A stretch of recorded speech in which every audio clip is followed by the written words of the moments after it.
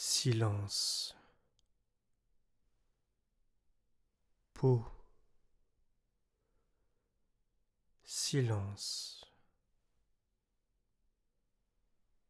Silence. Peau. Dérive. Hors champ. Pas de cadre. Pas encore. Dissoudre l'écart blanc.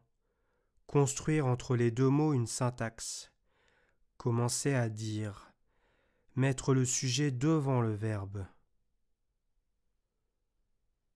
Je se pose devant le verbe, s'accorde au verbe. Je est toujours le début d'une marche dans la langue.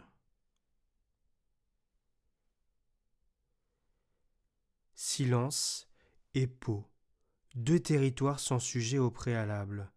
Le sujet n'a guère d'importance.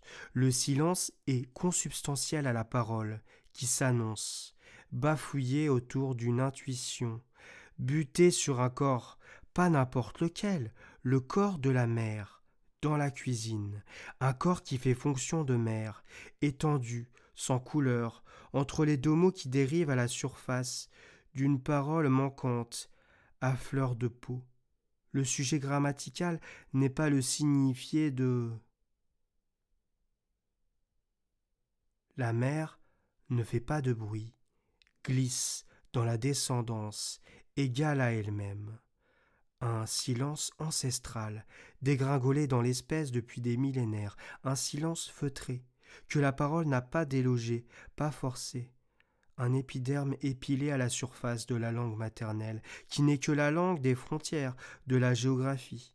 D'un peuple, la fonction que le territoire lui a lexicalement confisquée, en la donnant à la langue maternelle. Mère drapée, d'une jolie langue qui ne lui appartient pas, un vêtement pour lui, tailler la langue sur mesure, dépossédé de l'enfant par la syntaxe, territoriale, nationale, patriotique, dépossédé de son balbutiement, cette autre langue qu'elle a perdue et qui ressurgit à chaque naissance, le langage bébé. Disent les experts, que la mère balbutie sans l'avoir appris, un langage syllabique, primitif, disparu entre l'oreille et la bouche. Et si c'était la première langue ?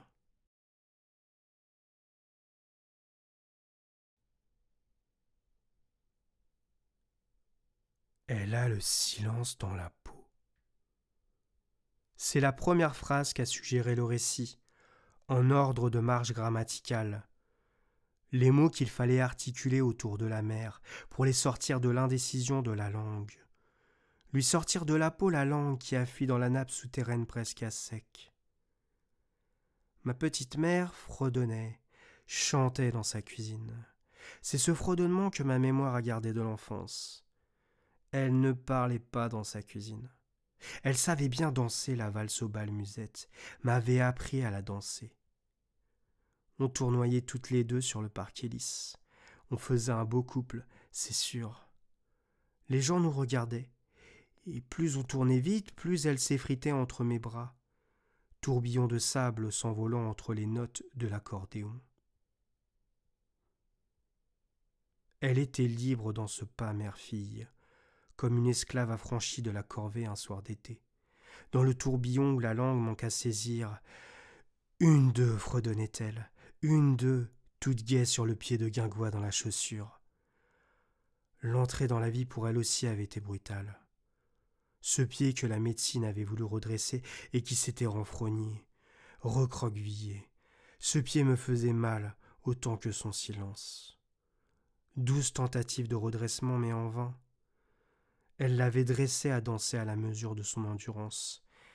Mère dressée sur la terre, de tout son corps balafré, de tout son petit pied tordu. Ce n'est peut-être qu'une illusion, me dit le récit. Ce silence obtus, borné, autour du corps qui fait silence. Ce n'est même pas un silence qui tait, qui a la volonté de terre que tu vois dans ta petite mère. Haute comme 3 pommes. C'est bien comme ça que tu dis. Haute comme 3 pommes, celle qui t'a mise au monde.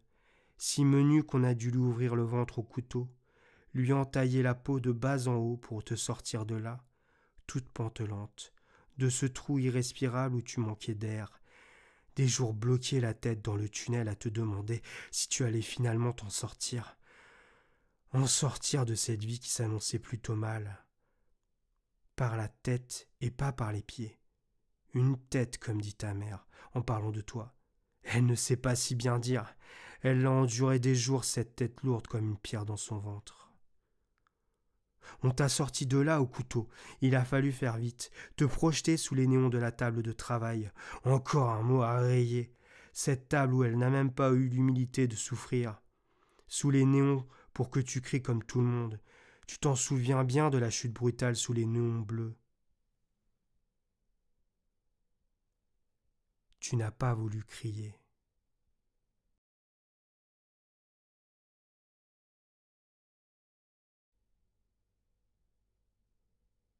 Déni. Le mot vient de tomber. Le récit l'attendait sur la route sans vraiment savoir où il allait tomber.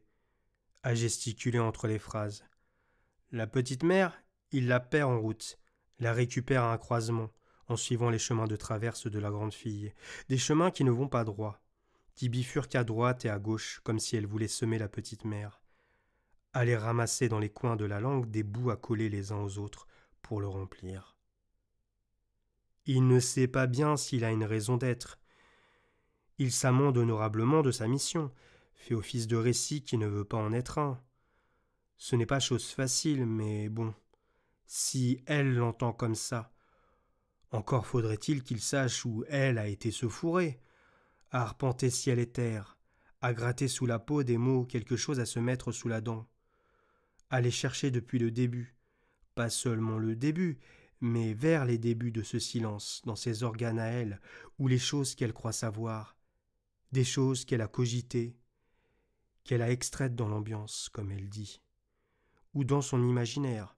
Quand même, ça se tient. Ça tient la route qu'elle trace à vue. Il y a beaucoup à dire de ces corps courants d'air que le temps a traversés.